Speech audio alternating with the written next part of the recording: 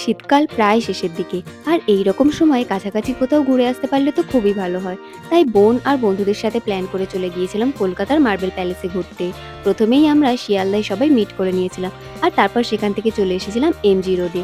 সেখান থেকেই কিন্তু হাঁটা পথে মার্বেল প্যালেসে পৌঁছে যাওয়া যায়।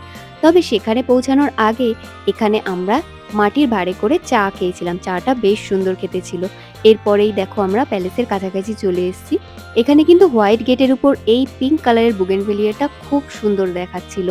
রাজা রাজেন্দ্র মল্লিক ১৮৩৫ খ্রিস্টাব্দে এটা বানানো স্টার্ট করেছিল, আর ১৮৪০ এ পুরো কাজ কমপ্লিট হয়েছিল। বিভিন্ন দেশ থেকে বিভিন্ন আর্ট উনি কালেক্ট করে এখানে রেখেছেন। আর এখানে কিন্তু ভিতরে শুধু যে প্যালেসটা আছে তা নয়, ভিতরে অনেক দেখার জায়গাও আছে। যেমন জলাশয় রয়েছে একটা সুন্দর, প্রচুর ফুলের বাগান রয়েছে, আর বেশ কিছু পশু পাখিও রাখা আছে, চিড়িয়াখানা যেটা বলা হয়। তো এই দেখো এখানে আমরা ভিতরে চলে এসেছি, আর ডান দিক থেকেই কিন্তু এই বাগানটা স্টার্ট হয়েছে।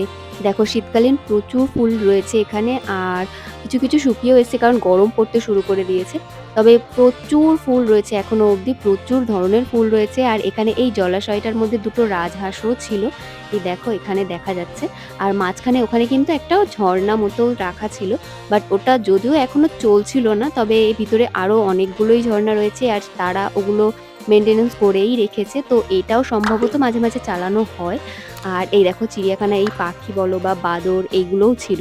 এরপর আমরা এই মাঠের মাঝখান থেকে এই দেখো এখান থেকে হেঁটে কিন্তু আমরা এই প্যালেসের দিকে চলে গিয়েছিলাম। তবে প্যালেসের ভিতরে কোনো ছবি তুলতে দেওয়া হয়নি। এই দেখো এটা হচ্ছে প্যালেসটার বাইরে থেকে লুক, যেটা তুলে ধরলাম।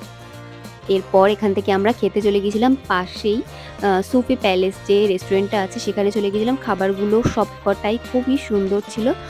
আর এখানেই আমরা সবাই মিলে খাওয়া-দাওয়া করেছি। তারপর সেখান থেকে আমরা কলেজ স্কোয়ারে গিয়ে বেশ কিছুটা টাইম স্পেন্ড করি। আর এখানেই গোলাপ আর চকলেট আমার বোন আমাদের সবাইকে গিফট করেছিল। এরপর কলেজ স্কোয়ারে বসে অনেকক্ষণ আড্ডা দেওয়া, গল্প করা এইসবের পর আমরা সবাই বাড়ি চলে এসেছিলাম। ভিডিওটি ভালো লাগলে লাইক করো আর চ্যানেলটা সাবস্ক্রাইব করে দিও।